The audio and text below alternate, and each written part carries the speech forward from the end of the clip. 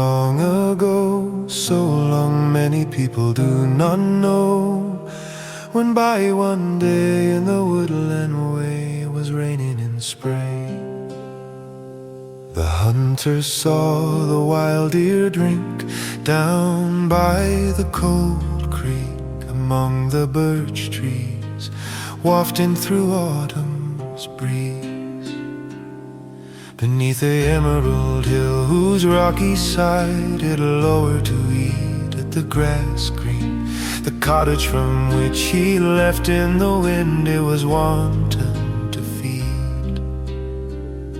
The deer would wander in the night, a magnificent sight it cantered.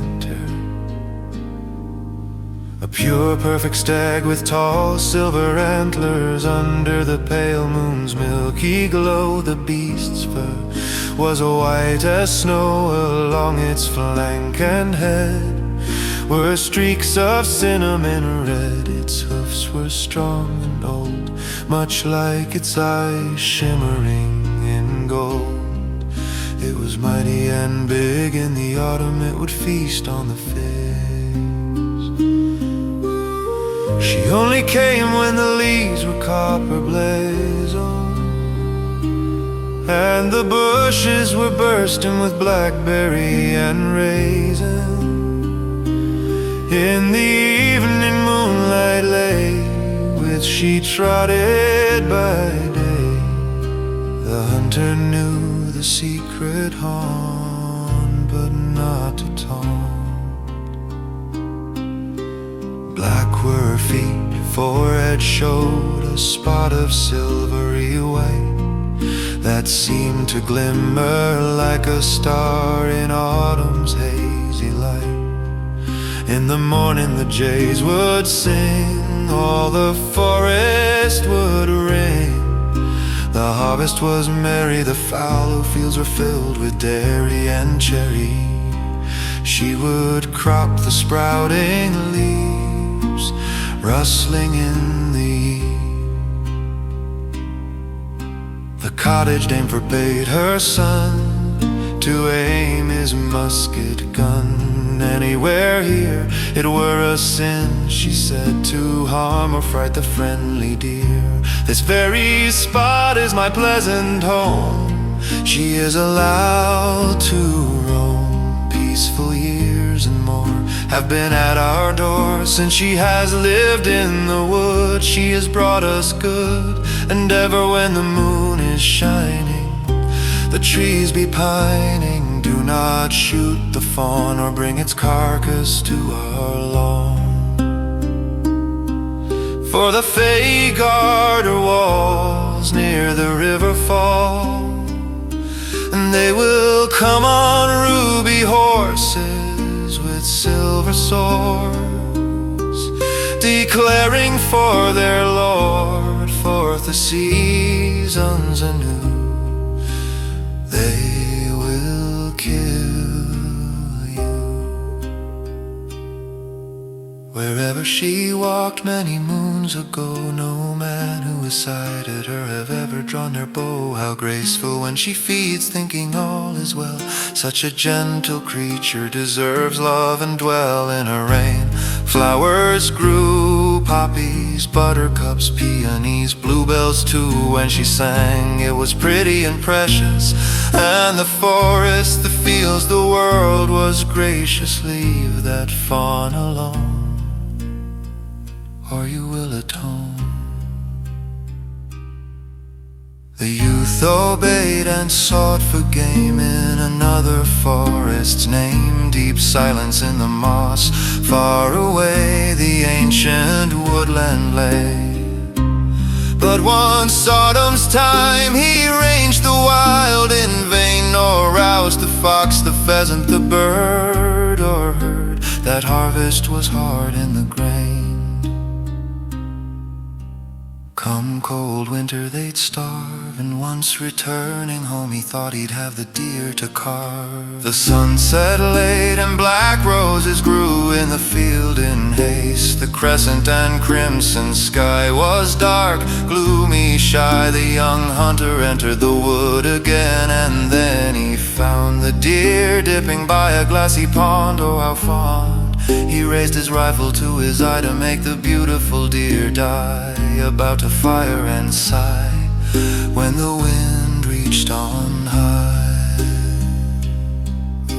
The hunter paused and looked at the creature, all its features, and there too did the deer stand still and long. Back at the hunter it broke in song, for the singing was harp strong, and he realized for a moment it did belong. The hunter lowered his rifle, thought of going back to town, stared at the deer and all around, and let it turn and walk away down the dairy down. But the hunger growled in his belly, lifting the gun, his hand steady. A sudden echo, shrill and sharp, that would break a heart, gave back deadly sound. The forest round fell silent in despair, as the deer fell dead there. Away the hunter sprang, taking a fur, the root and the myrrh. Its soul I'd left with the sunrise through, blood mingled with the dew.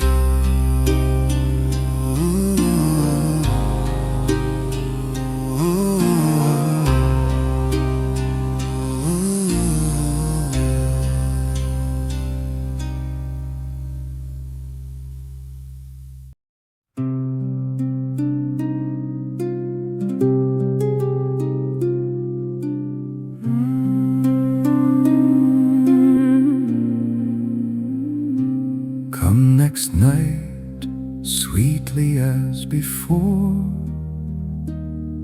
the deer was no more. Ere the crescent moon was old, the shattering and the cold, by dark what rang through the halls was the horn call. The fae in their cloaks of purple formed a circle. They found the cottage on the mound, with their antlers pound, and their knightly swords did bound, cursing the hunter for his misdeed. Indeed, with their magic and their creed, burnt the cottage to flames, slew the youth and the dame.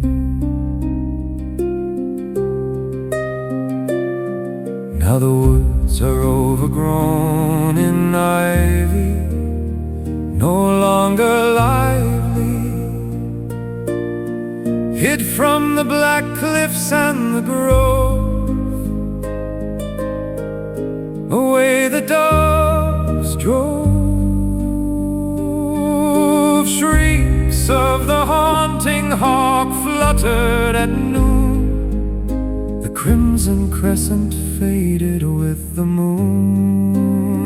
Prowling the wood were foxes in fright, squirrels in plight, the pond froze in ice. The oaks bent their branches in sacrifice. The leaves withered and died.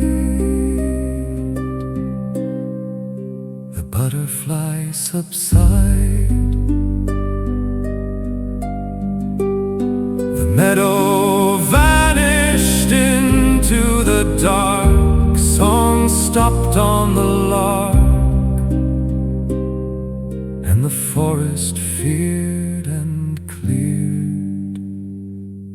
disappear.